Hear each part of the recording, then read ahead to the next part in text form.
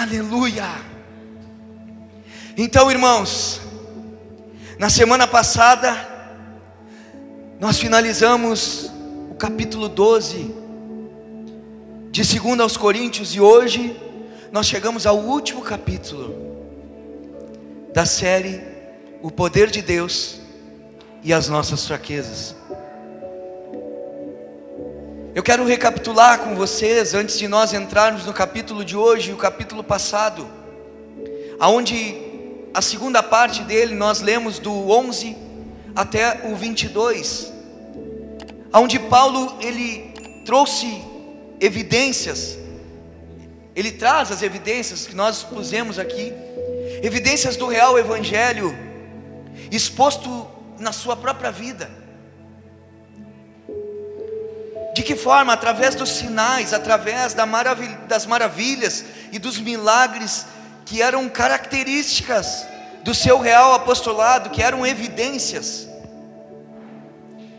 Nós vimos também que sua real preocupação era com os coríntios, e não com o que eles podiam oferecer, o que eles poderiam dar. Pois o mesmo Paulo, ele nunca foi pesado, ele nunca foi um peso para os coríntios, ele sempre foi alguém que abriu mão dos seus direitos por amor a eles. E a forma de demonstrar isso foi através de sofrer, do seu sofrer pela relação. Ou seja, ele pagou o preço de ter uma relação saudável, onde ele sofreu.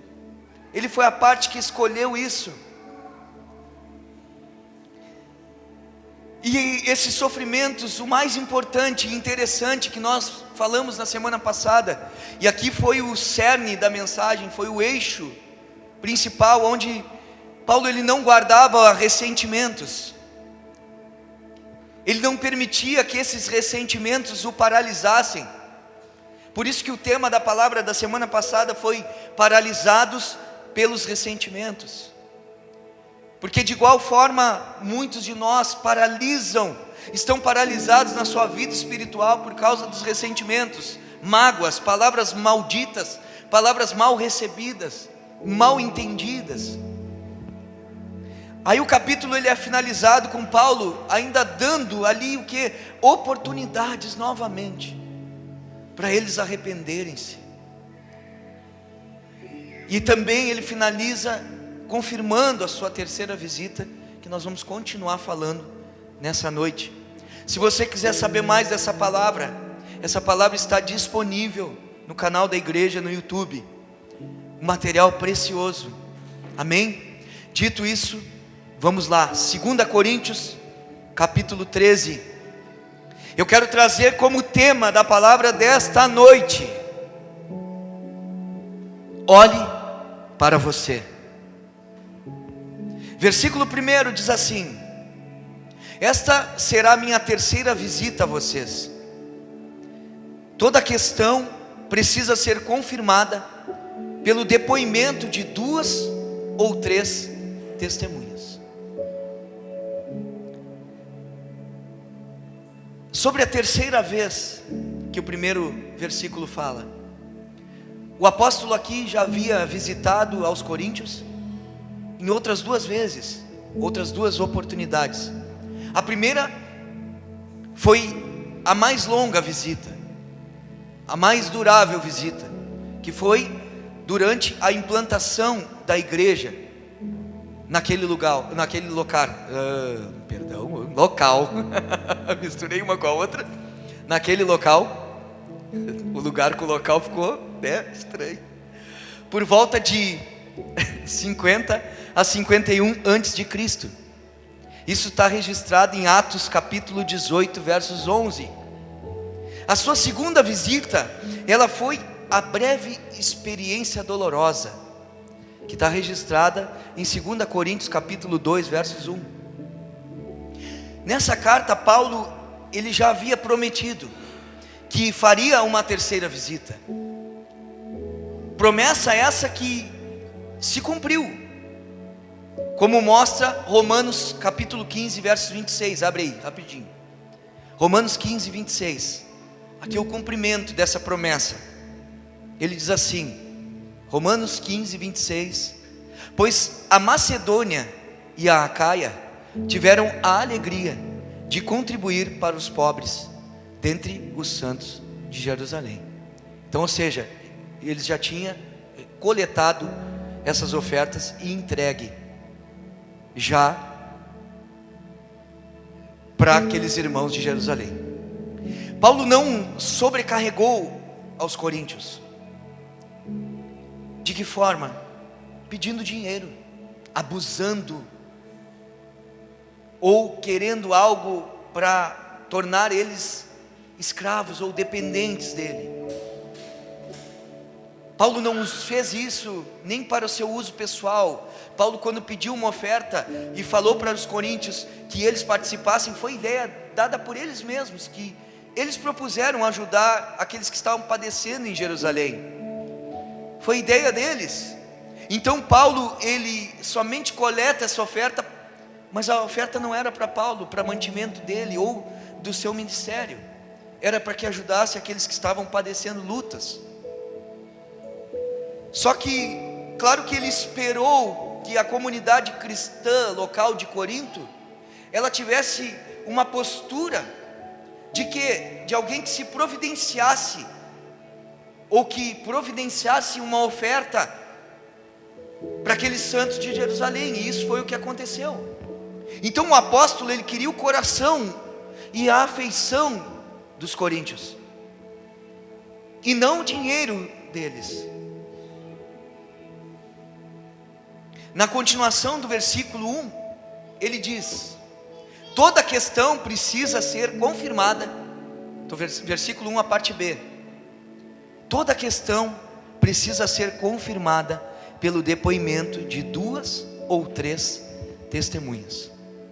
Aqui há uma interpretação onde alguns entendem que as 3 testemunhas que Paulo está falando seriam as 3 vezes que ele foi até Corinto, as 3 visitas, ou seja, ele foi a testemunha nas 3 vezes de que os coríntios estavam vivendo de uma forma pecaminosa, de uma forma realmente que não agradara a Deus.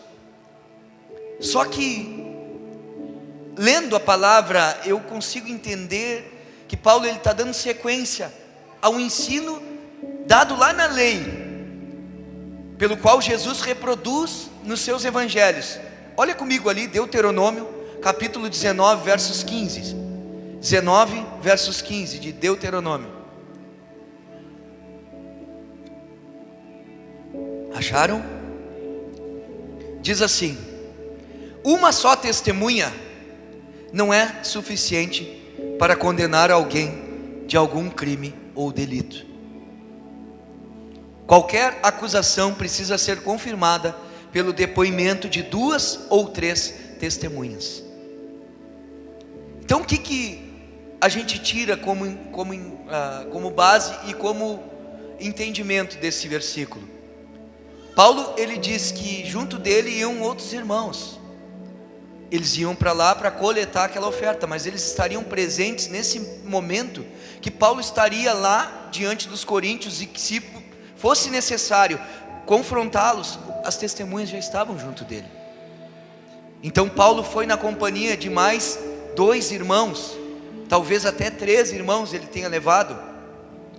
Então é como se Paulo aqui estivesse dizendo para eles assim: olha, eu farei o que foi estabelecido, ou seja, eu vou executar o que a Bíblia diz, eu vou aplicar o que Deuteronômio ensinou, mas também o que Cristo ensinou, ou seja, um padrão para confirmar a veracidade de uma acusação. Era isso que precisava ser feito, não poderia ser de uma pessoa só. Então eles precisavam que pessoas estivessem junto. E agora nós vamos ver o relato de Jesus em Mateus capítulo 18. Mateus 18, do 15 ao 17, olha o que fala. Aqui vai ficar melhor para a gente entender. Mateus capítulo 18, versos 15 ao 17 diz assim: se o seu irmão pecar contra você, vá e a sós com ele, mostre-lhe o erro. Se ele o ouvir, você ganhou o seu irmão. Então, o que ele está ensinando? Jesus diz: cara, quando tu tiver algum problema com alguém, tu vai lá, chama essa pessoa e vai lá e confronta ela, dá oportunidade a ela dela perceber que errou e se arrepender. Mas se ela não te ouvir, o que tu faz? O 16: mas se ela não o ouvir, leve consigo mais um ou dois outros, de modo que qualquer acusação seja confirmada pelo depoimento de 2 ou 3 testemunhas. Aí ele diz: leve mais pessoas, leve mais 2 ou 3. Se você estiver diante dessa pessoa e vocês derem a oportunidade para ela se arrepender, se consertar com Deus, e ela não se arrepender, aí entra o 17, que diz assim: se ele se recusar a ouvi-los, conte à igreja. E se ele se recusar a ouvir também a igreja, trate-o como pagão ou publicano. Então era isso que Paulo iria fazer naquele lugar. Só que Paulo agora já ia para sentenciá-los, porque Paulo repreendeu eles de forma sozinho. Paulo repreendeu ele através de pessoas testemunhando aquilo. Paulo deu mais de 3 oportunidades para eles, até mesmo de se voltarem. Então Paulo disse para eles assim: agora quando eu for aí, não tem. Se vocês estiverem do mesmo jeito, agora eu vou mostrar realmente a minha autoridade. Eu deixei vocês terem tempo de arrependimento, de mudança de vida. Só que chegou um momento que agora o cordão da misericórdia, ele tem um momento que ele tem um fim. Então isso era uma maneira padrão, era um princípio que foi estabelecido para a disciplina na igreja. Então, irmãos, como nós já pregamos sobre isso, já falamos aqui em outra oportunidade, por que muitas vezes as igrejas elas vão à ruína? Porque não há muitas vezes essa aplicação de disciplina dentro da casa de Deus. Da casa de Deus somos nós, mas eu digo aonde a gente está congregando. Nós somos as pedras vivas que compõem uma casa, um edifício. Então nós precisamos, como pessoas, como líderes, eu principalmente como pastor, nós como pastores da casa, nós precisamos entender que existe disciplina, mas não só para lá, existe disciplina para nós também. Existe também a gente ter sinceridade de muitas vezes reconhecer quando não está legal e procurar um apoio um do outro. Mas essa aplicação ela é bíblica. E o que diz ali? Que quando a pessoa não quer se voltar, irmãos, quando a pessoa ela não aceita a repreensão individual, ela não aceita a repreensão com 2 ou 3 testemunhas, ela não aceita a repreensão da igreja, ela não aceita o que tem que ser tratado como um publicano e um pecador. Eu sempre gosto de trazer o entendimento. Por que publicano? Mateus era publicano, Zaqueu era publicano. Agora eu te pergunto, eles eram ou não eram judeus? Eles eram. Então o que significa publicano? É alguém que é de sangue, que se diz ser de sangue daquele povo, só que serve a Roma, e Roma era os inimigos. É como se uma pessoa hoje está dentro de uma igreja, de uma denominação, de uma comunidade, e ela diz servir a Cristo, só que ela não aceita a repreensão, ela não agrega com ninguém, ela não baixa a sua crista. A quem ela serve? Ela serve ao inimigo, ao diabo. Por isso trata-se como um publicano, ou um pagão ou um publicano. O que é um pagão? Um pecador, alguém que não tem Cristo, alguém que não quer saber de Jesus. Trate como alguém que não é irmão na fé, é isso que ele está dizendo. Não trate como alguém que é corpo. Aí nós temos mais um texto ainda que diz em 1 Timóteo capítulo 5, 19, olha o que fala. Aqui, ó: não aceite acusação contra um presbítero. Para quem não sabe, presbítero é um pastor. Então, não aceite acusação contra um pastor. se não for apoiada por 2 ou 3 testemunhas. Então, quando levantarem falso testemunho de algum pastor, não só cristão, mas os outros pastores que você conhece, e se for uma pessoa falando aquilo que você nunca viu, que você nunca presenciou, o que tem que fazer? Não aceitar. Você precisa que tenham mais testemunhas para que possa ser aceita essa acusação contra esse pastor ou esse presbítero. Então Paulo estava dizendo: eu vou cumprir o que a palavra diz para fazer. Caso esses pecadores coríntios eles não se arrependam voluntariamente, o que Paulo ia fazer? Ele iria zelar para que a congregação executasse o procedimento disciplinar correto de expor e também de expulsar os malfeitores. Então deixa eu falar uma coisa.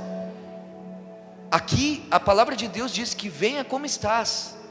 Todos nós viemos todo com o dedo destroncado, todo estranho, cheio de vícios, cheio de coisas. Só que quando nós viemos para Cristo, não permaneça mais como está.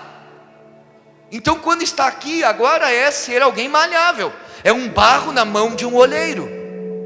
Deus é o oleiro e nós somos o barro, e Ele molda. Então por isso existe disciplina. Então entra uma pessoa, e uma vez aconteceu aqui, eu vou falar para vocês, quando nós estávamos ainda na Epitácio Pessoa. Um dia nós estávamos num estudo, numa sexta-feira, era época de pandemia, e essa pessoa se levantou contra a irmã Camila, no estudo. A irmã Camila estava dando estudo, eu acho que era ela, né? E aí, essa pessoa se levantou e começou a fazer uma forte acusação contra ela. Naquele momento eu disse: olha, nesse momento não é hora, isso não é o local para se tratar isso. A gente não vê isso, a gente não reconhece isso, a gente não aceita isso, porque não é verdade o que tu está falando. Isso tudo ali, com pessoas conectadas. Aconteceu que essa pessoa, ela continuou indo na igreja. Ela chegava no culto, na hora do culto, entrava na hora que já estava rolando a palavra, sentava ali, terminava o culto, e ela se arrancava. E aí nisso ela começou a trazer acusações sobre mim também. E eu fui até ela, eu fui até o marido dela, que eu não ia tratar com ela, fui tratar com o marido dela. E eu falei com ele, e eu disse: olha, eu vou só te dizer uma coisa.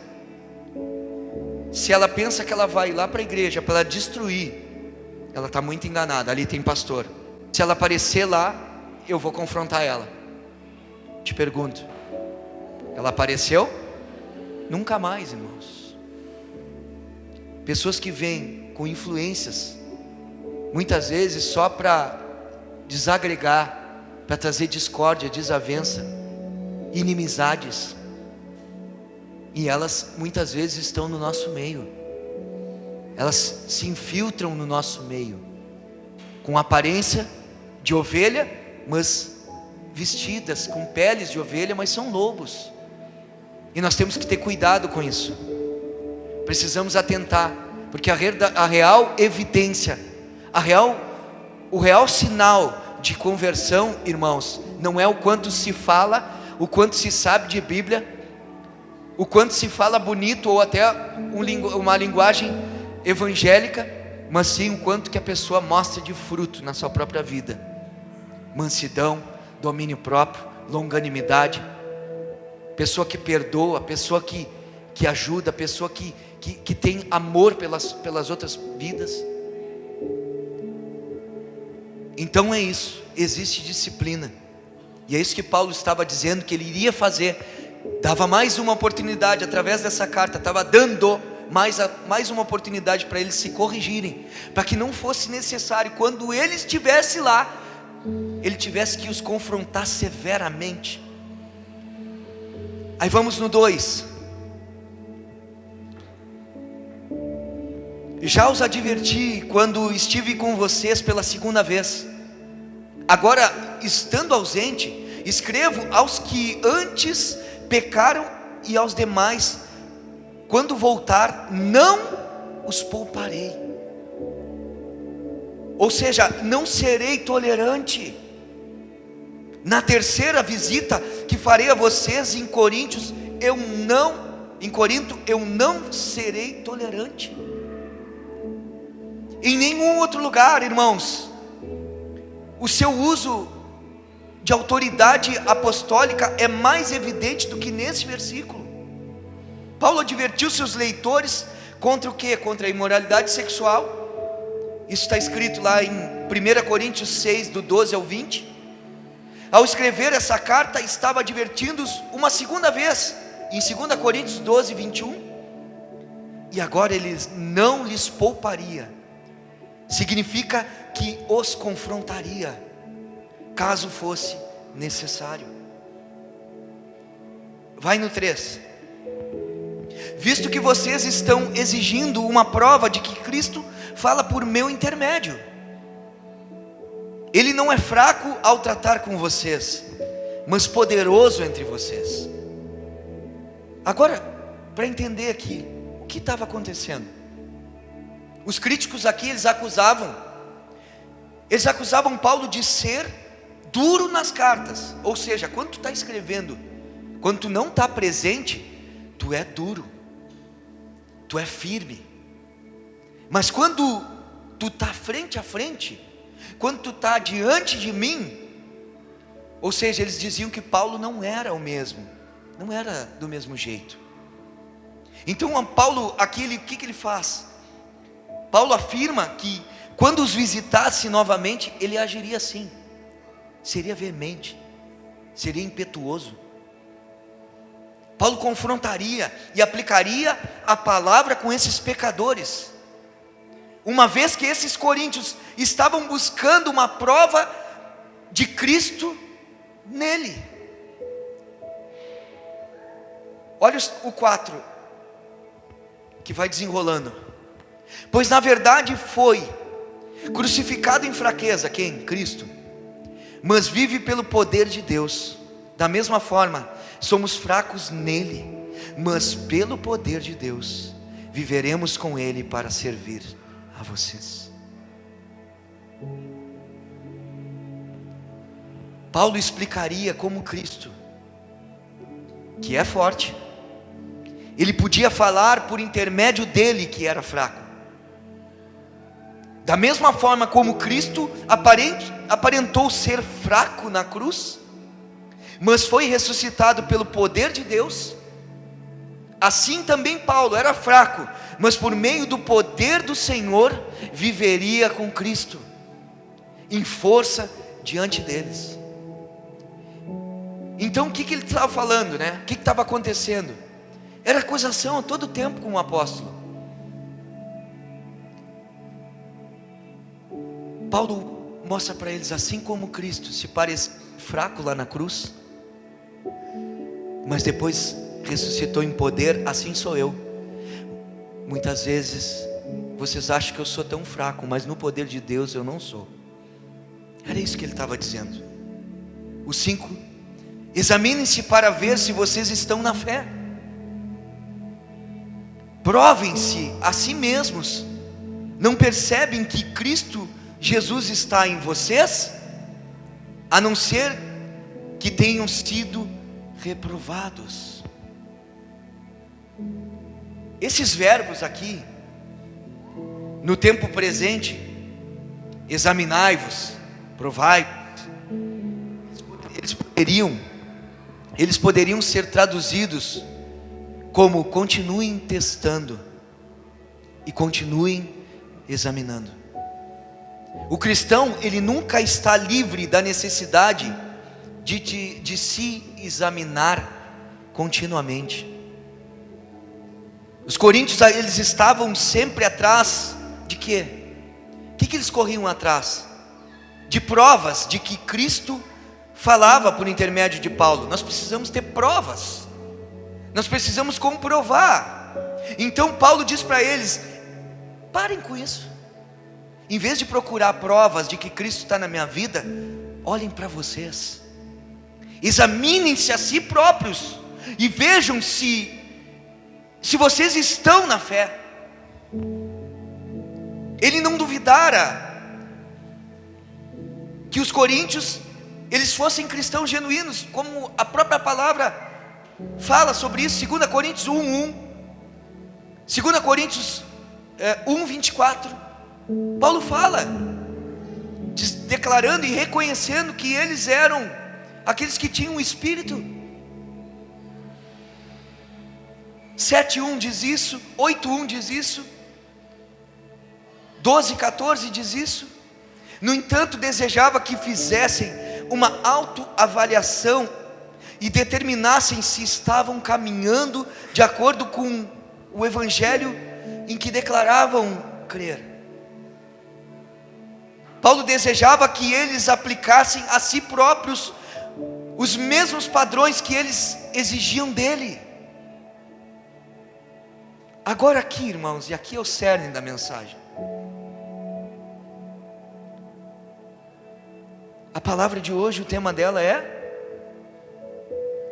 Como é que é o tema, irmãos? Prestaram atenção? Olhe para você.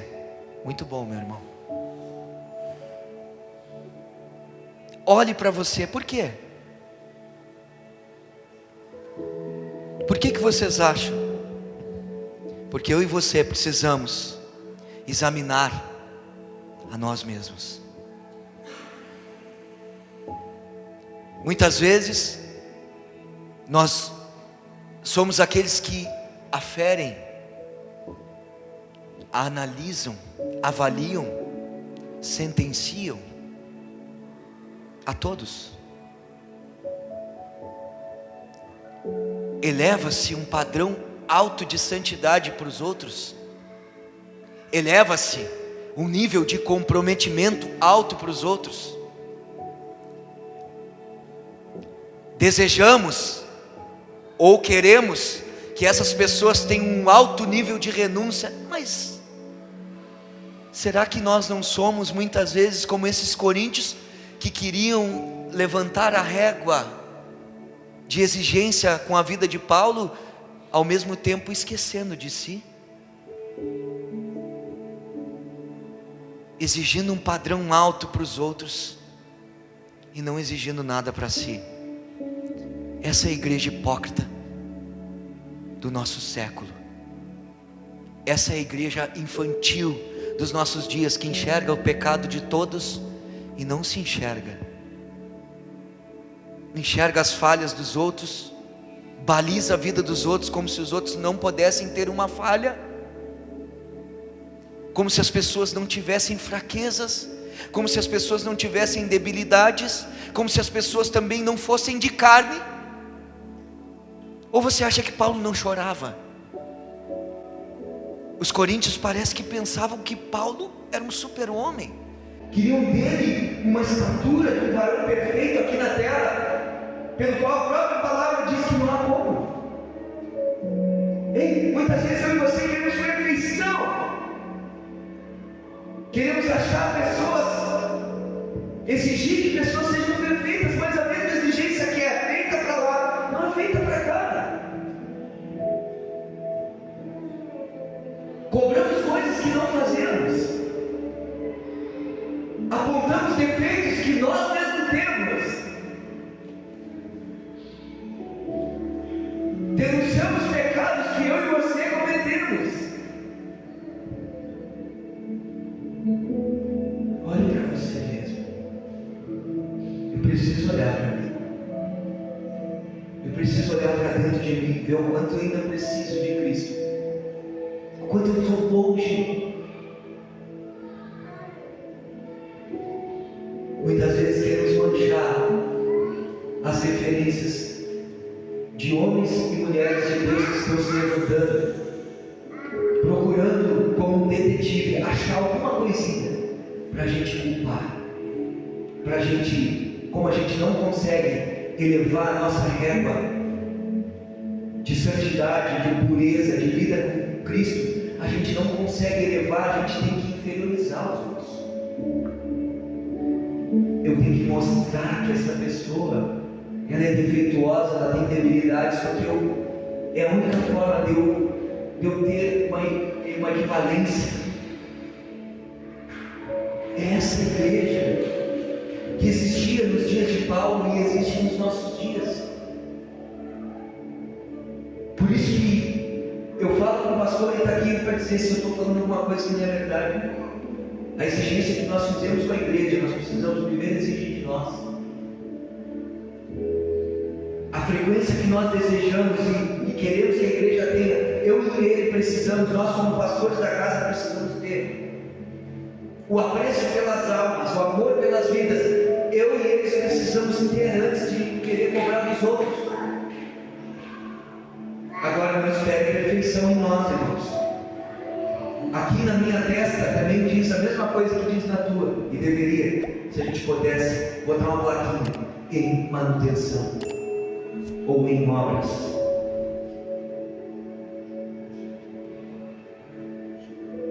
Estamos todos em obras.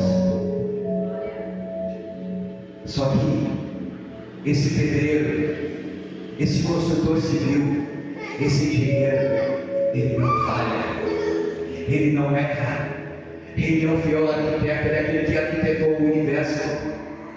Ele é aquele que tem nas suas mãos todo o poder e toda a autoridade para mudar todo e qualquer coração que se volta para Ele.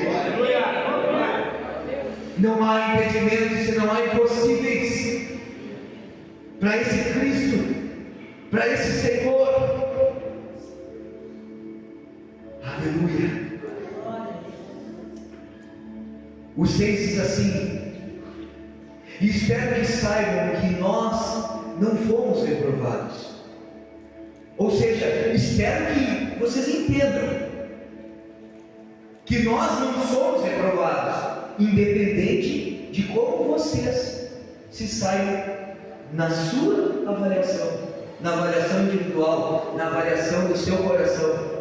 Não importa, se vocês se acharem reprovados, Paulo está falando, se vocês se acharem reprovados, ei, deixa eu falar uma coisa, nós não somos reprovados. Paulo sabia quem ele era em Cristo, você sabe quem você é em Cristo, você tem certeza de salvação, você tem certeza que você é um filho de Deus, você tem certeza que você está agradando a Deus, você tem certeza que você está no caminho certo, ou você está na dúvida?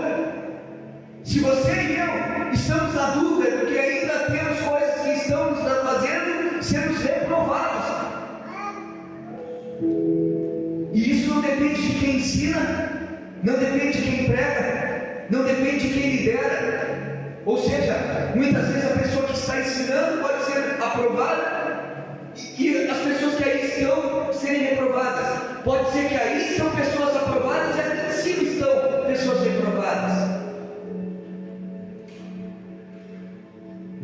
É isso que ele está falando, mas Paulo tinha certeza, eu vivo para Cristo. Até porque ele diz em Filipenses 1:21, o meu viver é Cristo, o meu morrer é lucro.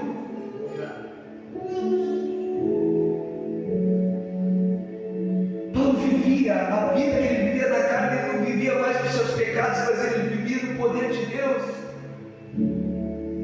Esse é um homem a se espelhar. Esse é um homem.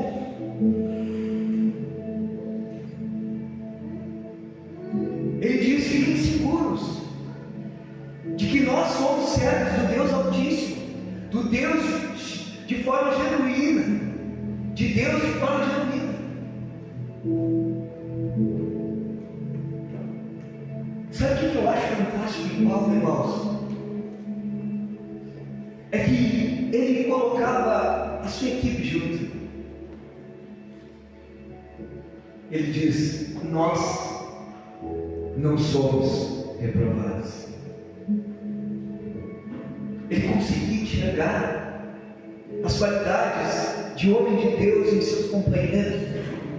Ele conseguia enxergar as qualidades que o Espírito Santo produzia na vida daqueles irmãos que ele mesmo tinha até mesmo ensinado, discipulado.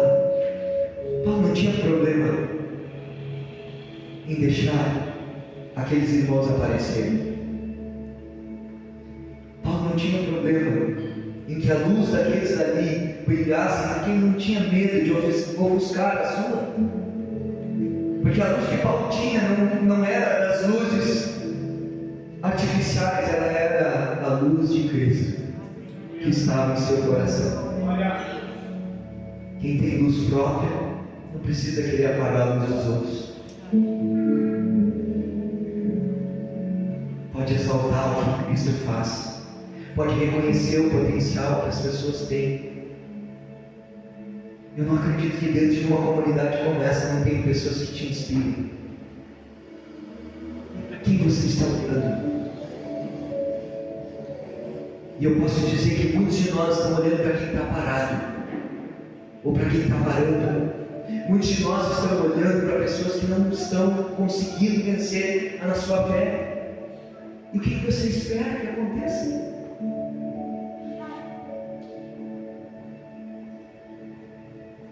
Olhe para pessoas, almejem ter uma vida como pessoas estão tendo que querem Cristo.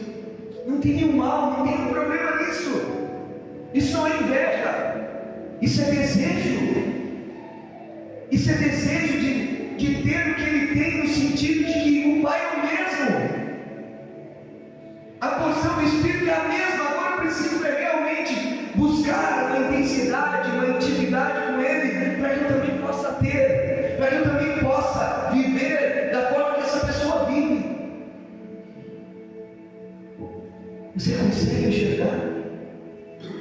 Ou você está cego? Quando você entra nessa casa, o que você enxerga?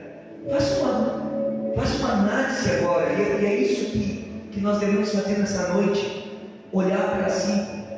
Faça uma análise quando você entra aqui, quais são as primeiras coisas que se destacam? Os defeitos ou as qualidades? Se forem os defeitos, deixa eu te falar uma coisa: você está longe de Cristo. E mesmo que sejam os defeitos que se destacam primeiramente, você pode, como alguém que tem o Espírito Santo, que realmente tem intimidade com Ele, rejeitar isso e dizer: eu não quero ser assim, eu não aceito, isso está errado. Eu quero ter sentimentos de paz, sentimentos de amor. Eu quero ter o mesmo coração que Cristo tinha. Só que muitos de nós oram só quando a água está batendo nos queixos. Oram quando é uma enfermidade, pede oração. Oram quando estão com uma crise financeira, mas não oram para que possam ter mais de Deus. Não oram para que possam morrer para si mesmos, para que Cristo viva. Não oram para que possam realmente ser alguém que realmente se humilha para que outros sejam exaltados. Se alguém que sofre para que outros sejam curados.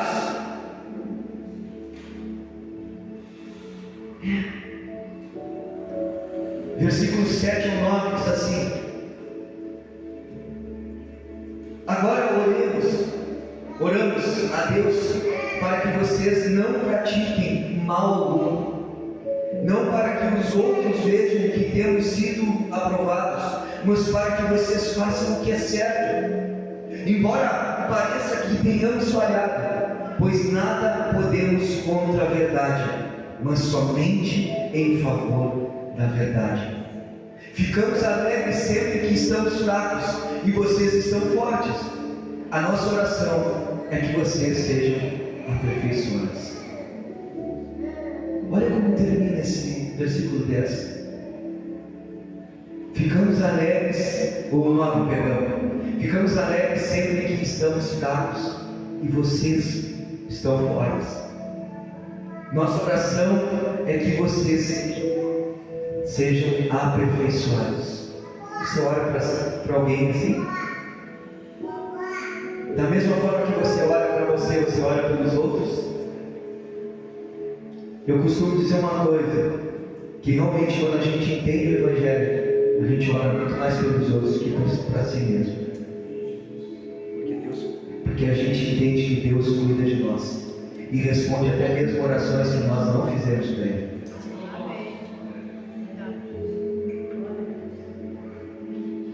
Agrada o coração de Deus quando nós abrimos mão das nossas causas causa de outros. Alegra o coração de Jesus quando nós vivemos uma vida que realmente reflete quem Ele é. Paulo orava para que eles não fizessem mal algum. Esse mal eram os pecados citados em 2 Coríntios 12, 20 e 21. Abre comigo aí, por favor. 2 Coríntios 12, 20 e 21. Pois temo que, ao visitá-los, não os encontrem como os esperava, e que vocês não me encontrem como esperavam. Temo que haja entre vocês brigas, invejas, manifestações de ira, divisões, calúnias, intrigas, arrogância e desordem. Receio que, ao visitá-los outra vez, o meu Deus me humilhe diante de vocês, e eu lamente por causa de muitos que pecaram anteriormente e não se arrependeram da impureza, da imoralidade sexual e da libertinagem que praticaram. Paulo estava orando para que houvesse o quê? O fim das divisões. 2 Coríntios 12, 20. Bem como a restauração do amor e também da fé. Se sua oração fosse atendida, ele aparentaria estar reprovado, pois não teria de exercitar a sua autoridade apostólica para disciplinar os coríntios. Ou seja, o que ele estava falando? Que poderia acontecer que, se eles aceitassem essa correção através dessa carta, que quando ele chegasse lá, ele os encontrasse realmente constrangidos, arrependidos, vivendo de uma outra forma, que realmente esse sentimento ia ser de que ele tinha sido reprovado, porque ele estava acreditando que os coríntios estariam daquele jeito ainda antigo. Está entendendo? O 10 diz assim: porque escrevo essas coisas estando ausente, para que quando eu for, não precise ser rigoroso no uso da autoridade que o Senhor me deu para edificá-los e não para destruí-los. Então o que ele faz? Paulo confronta os coríntios por meio dessa carta para que não tivesse de fazer isso pessoalmente. Carregamos uma responsabilidade. A nossa responsabilidade é nossa, viu? Isso aqui é interessante, porque não é uma responsabilidade do pastor somente. É uma responsabilidade da comunidade, de edificar e não de destruir. E essa era a principal preocupação do apóstolo Paulo. As suas atitudes, a sua forma de vida, os seus posicionamentos, eles sempre eram baseados em uma preocupação de que fosse para edificação e não para destruição. Isso aqui cabe um ensino para nós. Em tudo aquilo que nós falamos, fazemos, nos envolvemos, se nós antes de qualquer uma dessas ações, nós parássemos e pensássemos: eu vou fazer para edificação. Muitas vezes a forma do serviço seria outra, a maneira, as palavras que saem da nossa boca seriam outras, e nós colheríamos resultados muito maiores. Se a minha e a tua preocupação, ela realmente é de construir, quando nós estamos envolvidos em algo, qual o sentimento que você tem? Que trouxe edificação? Ou só foi fazer por fazer? Cabe uma análise. Hoje essa palavra ela é para nós olharmos para dentro. Essa palavra é para nós olharmos para o nosso coração e não olharmos para o outro. Porque se cada um de nós aqui começar a ter esse autoexame em si mesmo, eu aposto que os resultados vão ser muito diferentes. Se todas as vezes que você for cobrar o teu marido, a tua esposa, os teus filhos, o teu pastor, os teus líderes, as pessoas do louvor, as pessoas da porta, as pessoas de qualquer coisa que está fazendo, se você for alguém que cobra eles da mesma forma que você se cobra, aí você tem autoridade. Mas se você está tão sujo, ou melhor, até mais sujo do que as pessoas que estão, às vezes diante dos teus olhos, você não tem autoridade alguma para cobrar. Versículo 8 ele diz: sem mais, irmãos, despeço-me de vocês, procurem aperfeiçoar-se, exortem-se mutuamente, tenham um só pensamento, vivam em paz, e o Deus de amor e paz estará com vocês. Olha como Paulo vai finalizando a carta, a segunda aos Coríntios, e a sua narrativa. Procurem aperfeiçoar-se. Olha a preocupação dele. Ou seja, continuem buscando avançar, continuem buscando melhorar, continuem buscando serem parecidos com Cristo. Aí ele diz: exortem-se. Olha o que diz aí, não é o que diz aí na tua Bíblia? Exortem-se. Ou seja, corrijam uns aos outros, instruam uns aos outros, consolem uns aos outros, confortem uns aos outros, encorajem uns aos outros. Agora eu te pergunto, quantos de nós estamos fazendo isso? Quantos de nós estão buscando aperfeiçoar-se? Quantos de nós estão buscando realmente exortar? E exortar não é só xingamento, irmãos. Não é só isso, é isso que eu falei. É instrução, é consolo, é conforto, é encorajamento, é tirar as pessoas daquele lugar, mostrando esperança, mostrando uma saída. Quantos de nós tem o que diz aqui, tem um só pensamento? Andem em unidade, ou seja, isso quer dizer um só pensamento. Andem em unidade, concordem, apoiem uns aos outros. Quantos de nós estamos fazendo isso? Essa carta, ela foi para eles, mas ela é para nós. Estamos encerrando 2 cartas de um ensino desgastante, de um ensino que foi bênção demais, e nós não chegarmos no final, e não olharmos para nós e vermos se mudamos algo, e não chegarmos em um determinante de que muitas vezes nós respondemos a palavra, está tudo errado. Aí ele diz ainda: vivam em paz, ou seja, sem discórdias, sem inimizade, sem partidarismo, sem fofocas, sem disputas, e entre outras coisas que tiram a paz, que não trazem paz. A paz, essa paz que Deus nos dá, Ele não nos dá como uma paz mundana. Essa paz que está falando é uma paz que excede o entendimento. Essa paz, ela não está baseada em merecimento de alguém. Eu perdi a minha paz por causa do fulano. Vai tratar. Se tu perdeu a paz, vai conversar, vai ajustar. Não pode perder a paz. Seja a paz de Cristo o seu juiz. O seu juiz. Está entendendo, irmãos?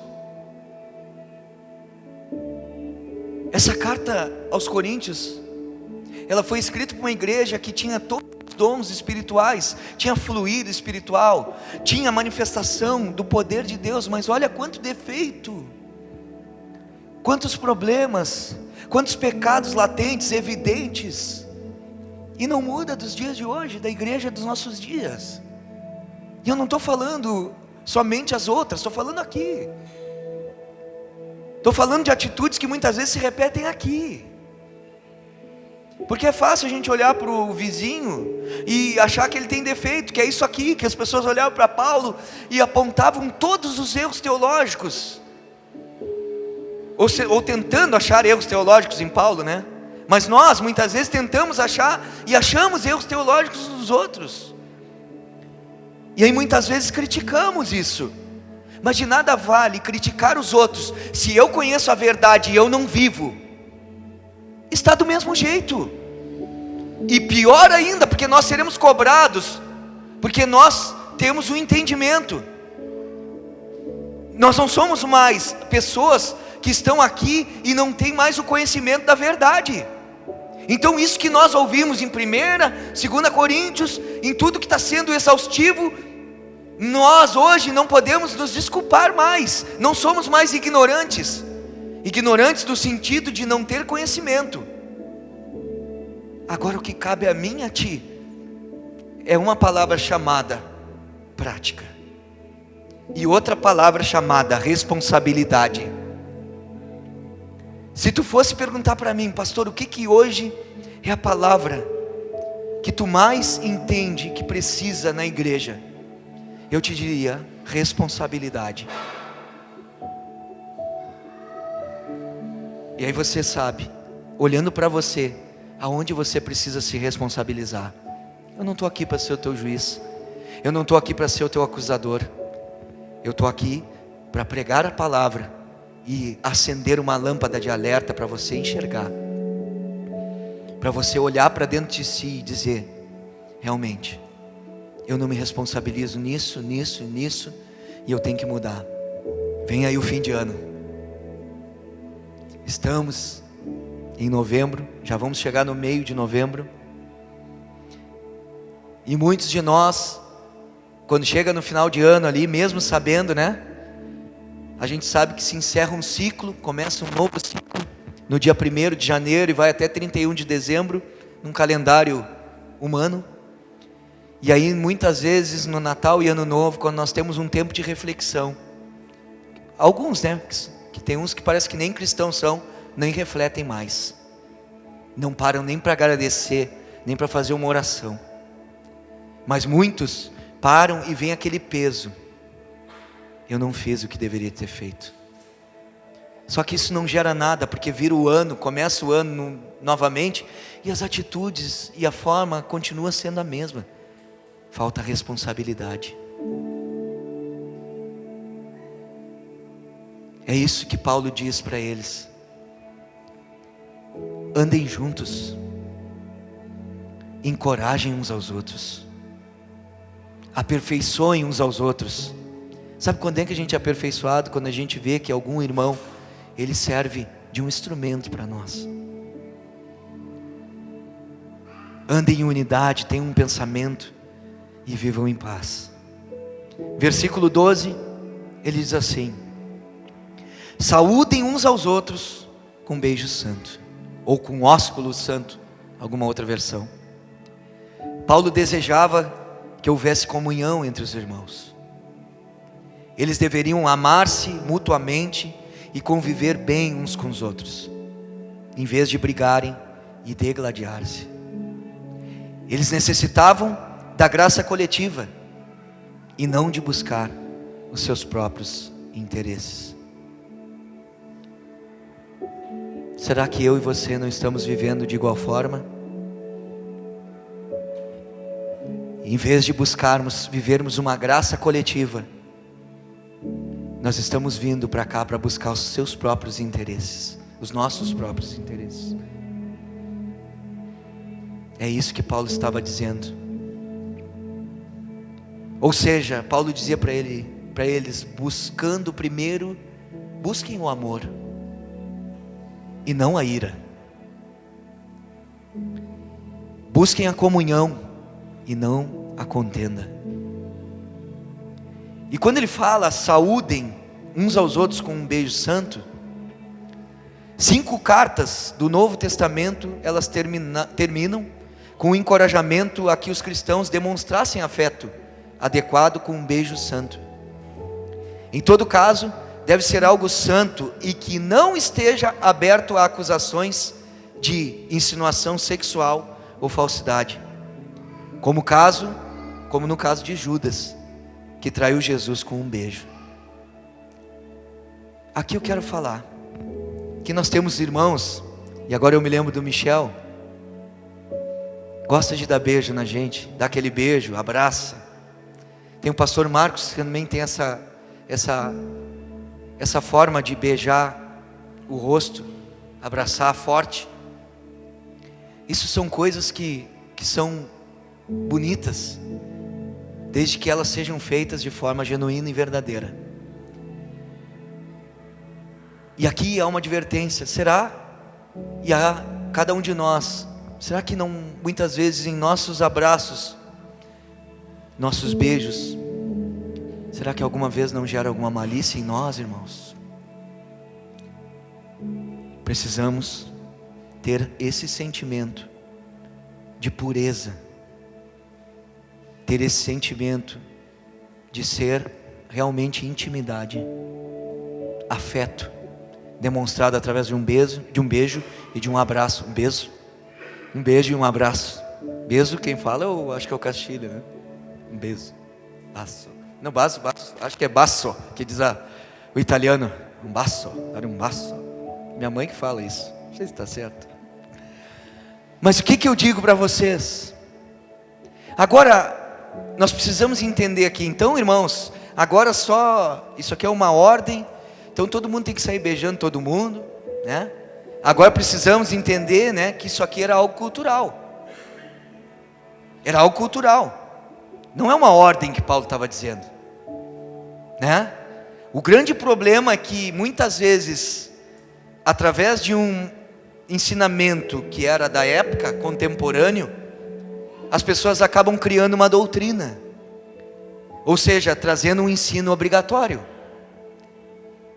onde o objetivo desse ósculo santo, ou beijo santo, era a demonstração de um real afeto e de uma real comunhão. Esse é o problema, muitas vezes, de uma interpretação errada de um texto, assim como muitas vezes a gente vê nos nossos dias o uso do véu, que Paulo também falou aqui na carta aos Coríntios, que o véu era usado para quê, irmãos? Qual era o objetivo do véu? O véu para a mulher, o véu ele tinha a representação de submissão. Então a mulher que estava com um véu, ela mostrava ser submissa, primeiramente ao seu marido, e submissa primeiramente a Deus, né? Porque se ela submete a Deus, fazendo aquilo que era real, que tinha que ser usado naquela época, submetendo a Deus, depois ao seu marido.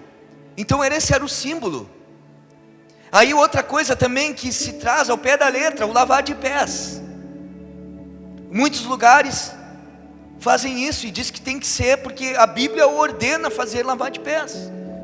E não foi isso que quando Jesus traz o ensino do lava-pés, o que ele queria trazer? Ensinar sobre humildade, sobre ser humilde, sobre servir a todos.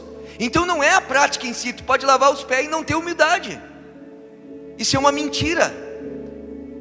Tu pode lavar os pés de alguém e não serve ninguém na casa. Então não é isso. Então o que a gente precisa entender? Se tu tem um hábito de beijar uma pessoa no rosto, e é um sinal de carinho, de afeto e de comunhão, beleza, mas não é uma exigência. Mas expresse de alguma forma, através de um aperto de mão, de um abraço, de um sorriso no rosto. Deixa o Senhor usar a tua vida aí, hein? 13 e 14, vamos finalizar. Todos os santos lhe enviam saudações. A graça do Senhor Jesus Cristo, o amor de Deus e a comunhão do Espírito Santo sejam com todos vocês. O apóstolo finaliza a carta, mais uma vez trazendo as evidências da Trindade: Jesus Cristo, Deus e o Espírito Santo. Esse versículo é usado com frequência em muitos lugares para terminar os cultos de adoração, as nossas reuniões. Ou seja, né, as pessoas dizem que a graça do Senhor Jesus, o amor de Deus Pai e a consolação, a comunhão com o Espírito Santo sejam em todos vocês. Então é mais ou menos isso, que é algo usado. Amém? Eu quero concluir aqui. Ao final de sua carta, Paulo crava a solução para os muitos problemas dos cristãos de Corinto, que era o quê? O Espírito Santo. É aquele que resolve todas as coisas, que habitava em cada um deles, era quem poderia capacitá-los a viver retamente. Além disso, o Espírito poderia reconciliá-los uns com os outros. Eles poderiam transmitir amor e estímulo, em vez de brigarem uns com os outros, deixando claro que o que os coríntios necessitavam era a graça de Deus, e não do egoísmo, do amor ao Senhor, e não da ira, da comunhão com o Espírito Santo, e não de conflitos. Aqui nós finalizamos, e eu já finalizo essa carta com uma certa saudade, porque como falou forte comigo, irmãos, como essa carta aos Coríntios trabalhou no meu coração, e está trabalhando. Eu espero que também venha trazer nessa noite para ti e para mim, nesse desfecho, olhe para si, veja o que você precisa mudar, e não fique prestando atenção nos outros. Seja você a transformação que você tanto espera dos outros, ou nos outros, em nome de Jesus. Vamos ficar de pé? Amém.